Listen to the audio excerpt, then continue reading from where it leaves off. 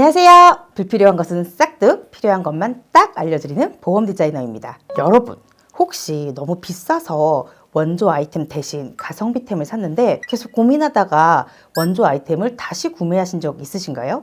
그러면 돈을 또 쓰게 되죠. 보험 상담을 하다 보면 비슷한 경험을 겪게 되는데요. 바로 암주요 치료비예요. 진짜 원하는 건 급여까지 보장하는 암주요 치료비지만 보험료가 확 비싸지니까 일단 비급여 전용으로 저렴하게 준비하신 분들이 많거든요. 근데 문제는 가입하고 나면 계속 마음에 남아요.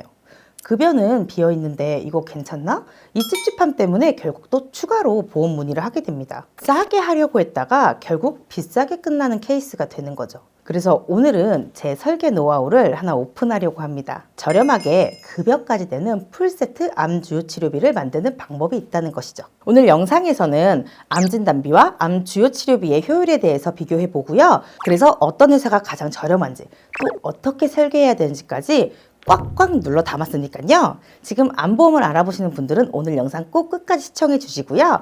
영상 시작하기 전에 좋아요, 구독 꼭 눌러주세요. 본 광고는 손해보험 광고 심의 기준을 준수하였으며 유효기간은 심의일로부터 1년입니다. 자, 여러분, 우리 한 가지 가정을 해보겠습니다. 암 진단비 7천만 원과 암 주요 치료비 3천만 원이 있는데요. 이 두 보장의 보험료가 거의 비슷하다고 가정을 해봅시다. 암 진단비는요, 암의 진단 시 딱 한 번만 지급이 되는데요. 조건 없이 진단만 받으면 보험금이 나옵니다. 암주요 치료비는 치료를 받아야 하는 조건이 생기는데요. 암으로 수술, 항암 약물, 항암 방사선 치료 시 치료마다 각각 연간 1회씩 보장을 합니다. 그러니까 1년에 3번, 최대 9천만 원을 보장받는 거죠. 그리고 90세까지 매년 치료할 때마다 나옵니다. 암 치료가 한 번 혹은 두 번이면 암 진단비가 보장 금액이 클 수 있고요.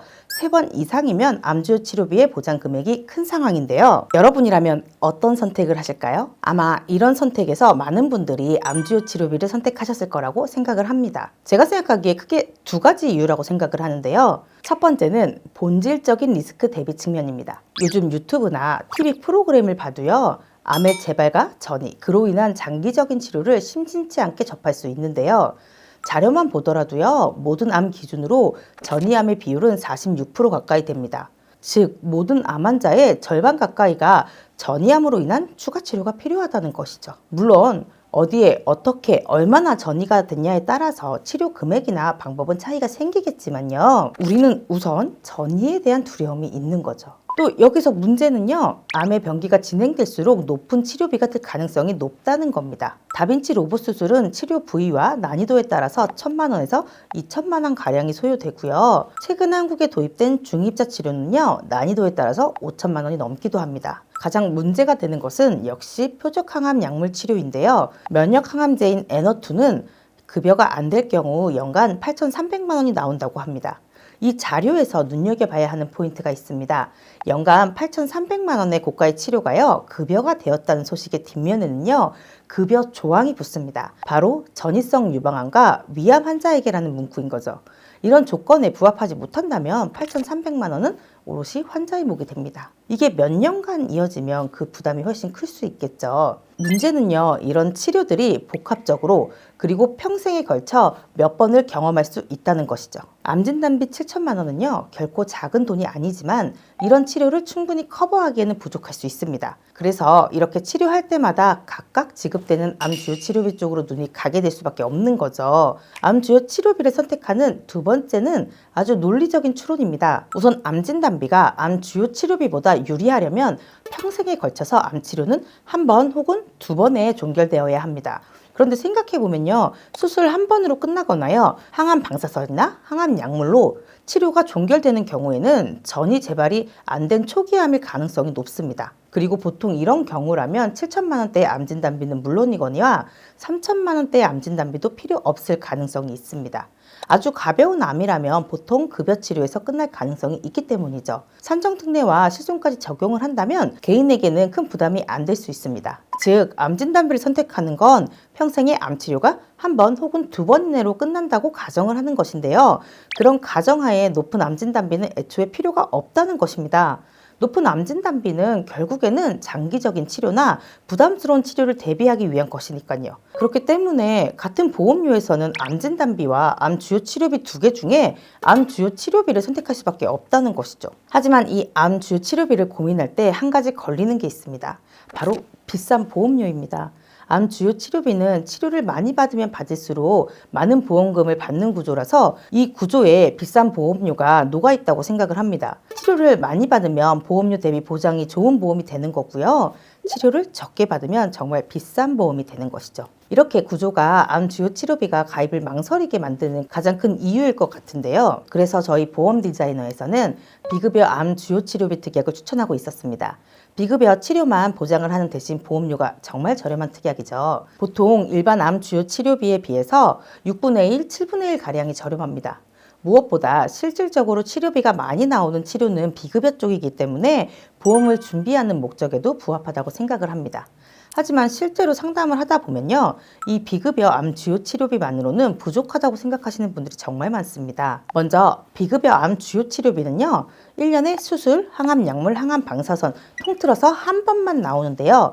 문제는 비급여 암 주요 치료비의 한도가 2천 혹은 3천만 원밖에 안 된다는 것이죠. 즉 1년에 최대 2, 3천 나오는데 이것만으로 비급여 치료에 대한 대비가 부족할 수 있다는 것이죠. 물론 부족한 부분은 비급여 항암 약물 치료나 중입자 치료비로 커버가 가능하지만 사실 비급여 치료비만으로는 부족하다고 생각하는 본질적인 이유는 따로 있다고 생각합니다. 바로 비급여만 보장된다는 점이죠. 급여 치료에서 보장이 안 된다는 부분이 가장 마음에 걸리게 되는 거죠. 산정특례와 실손이 적용되면 급여 치료에서는 실질적으로 치료비 부담이 적어진다는 거 머리로는 받아들여도요, 급여 치료에서 보장이 안 된다는 걸 가슴으로 받아들일 수가 없다는 것이죠. 제가 항상 말씀드리죠. 가입은 머리로 하고 보장은 가슴으로 한다. 그런 분들에게 그래도 비급여 암 주요 치료비를 가입해라 설득하는 것보다는 급여 치료도 가능한 이 암 주요 치료비를 가능하다면 저렴하게 그리고 합리적으로 가입할 수 있는 방법을 찾아드리는 게 더 도움이 되겠죠. 자, 그럼 가장 합리적인 암 주요 치료비 설계를 위해서는요, 두 가지 조건이 필요합니다.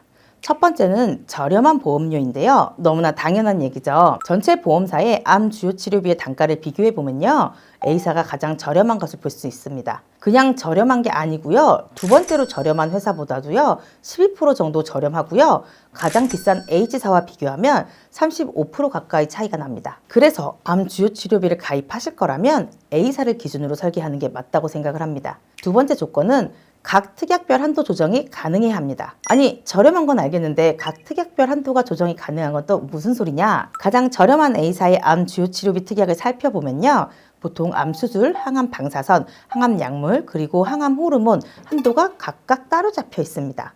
특약은 나눠져 있지만 이 자체가 한 세트라서요, 각각의 특약을 따로 가입할 수는 없습니다. 또 한도도 연계되어서 같은 한도로만 가입을 할 수 있는 경우가 많습니다. 그럼 각각 한도를 조정하는 게 왜 필요하냐? 여기 암 주요 치료비 보험료를 보면요, 암 수술에 대한 단가가 전체 보험료의 절반 이상을 차지하고 있습니다. 여기까지 보면 여러분들도 눈치채셨죠?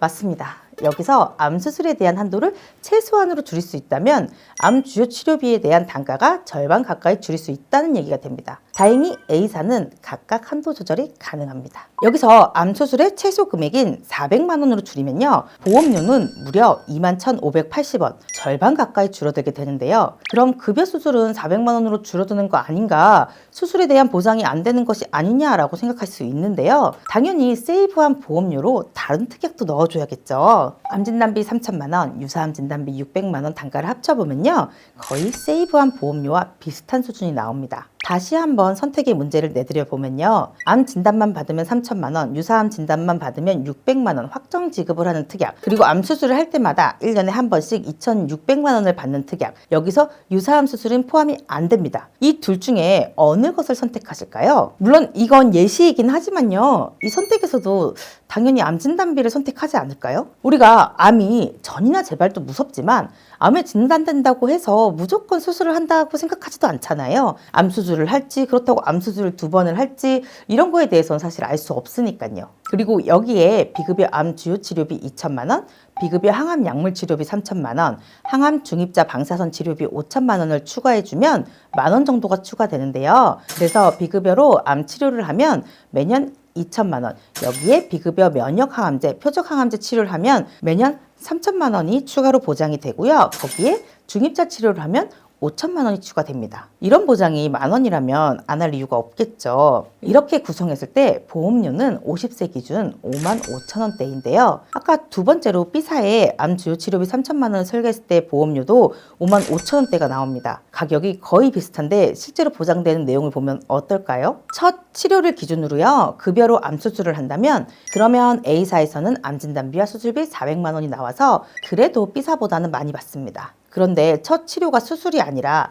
방사선이나 항암 약물 치료를 받는다면요. A사에서는 6천만 원으로요. 2배 이상 보장이 되고요. 그 차이는 비급여 치료일 때 더욱 벌어지는데요. 비급여로 방사선을 하면 8천만 원, 비급여로 항암 약물 치료를 하면 1억 1천만 원, 중입자 치료를 했을 때는요 1억 3천만 원을 받게 됩니다. 이건 첫 해 치료를 기준으로 한 금액이고요. 급여 치료로 서로 다른 치료를 받았다면 같은 해라도 추가로 더 보장이 됩니다. 이렇게 보니까 어떤가요? 같은 가격, 전혀 다른 보장이 되죠. 물론 보험사의 단가가 영향이 있긴 합니다.